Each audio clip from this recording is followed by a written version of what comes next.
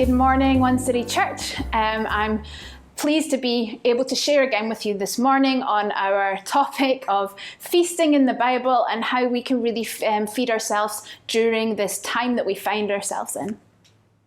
And in doing that, today I want to share from John 21, and it's a very well-known story. It's the story of it's often known as the story where Peter is restored to Jesus.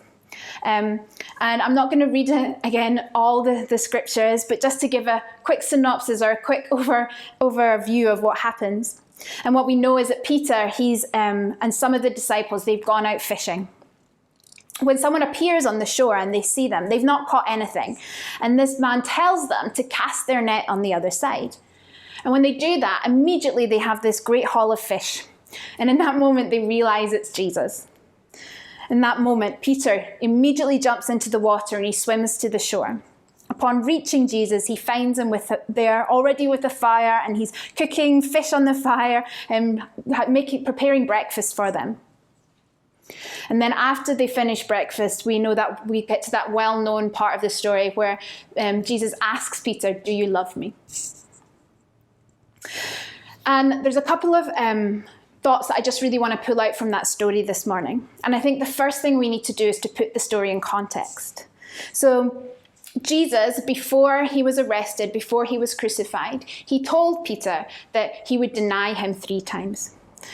And we know the story that Peter vehemently, he denies it. He says, "I'm not going to do that." But it's exactly what Peter does.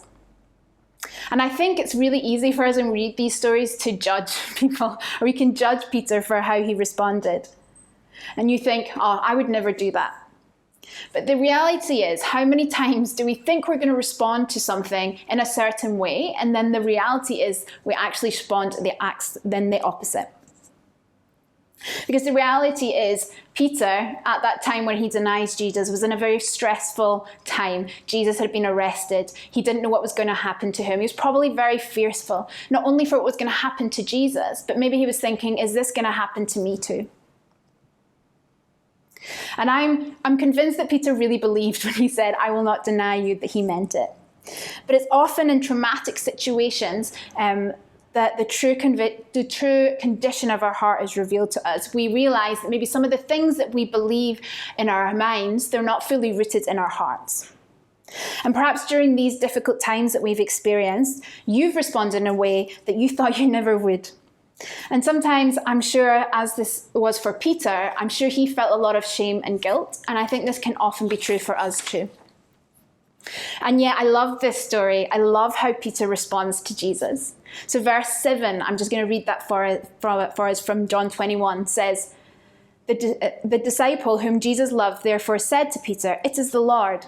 And when Simon Peter heard that it was the Lord, he put on his outer garment, for he was stripped for work, and he threw himself into the sea. Right? Peter doesn't wait for the rest of the disciples, doesn't wait for them to get to shore. He immediately just jumps in and he swims to Jesus.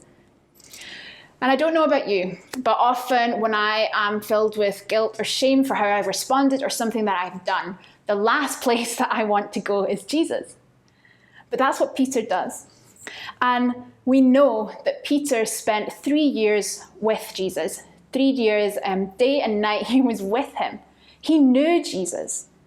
And I know for myself, the more I've come to know who Jesus is, that in those moments where I'm filled with guilt or shame, I am more likely now to go to him. I want to go to him because I know who he is. I know that he is full of grace. I know that he is full of mercy. And he is the one who can ultimately restore me in those situations. Jesus' heart is never to condemn us. His heart is always to build us up.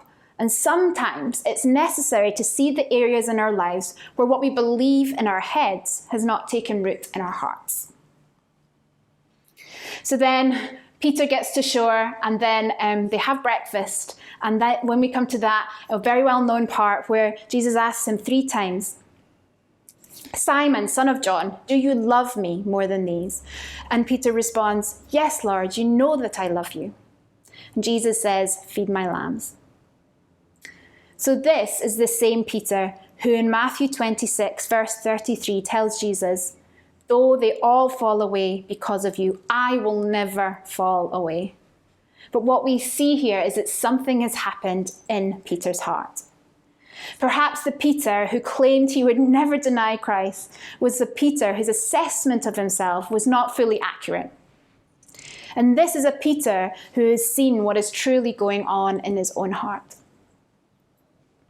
So while situations that happen may reveal what the state of our own heart is, the truth is we don't have to stay there. That's the hope we have in Jesus. Because Jesus already knows how we're going to respond to a situation. He already knows what's in our hearts. And he still loves us unceasingly. He is so gracious towards us. And he calls us to come to him.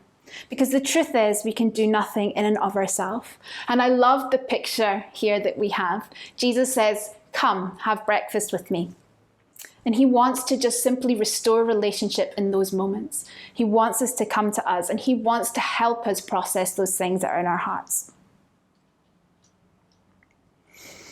So it's in these moments that we want to have a posture like Peter of running back to God. And as we do that, as we can see something's happening in Peter's heart, Jesus will continue to conform us to be like him.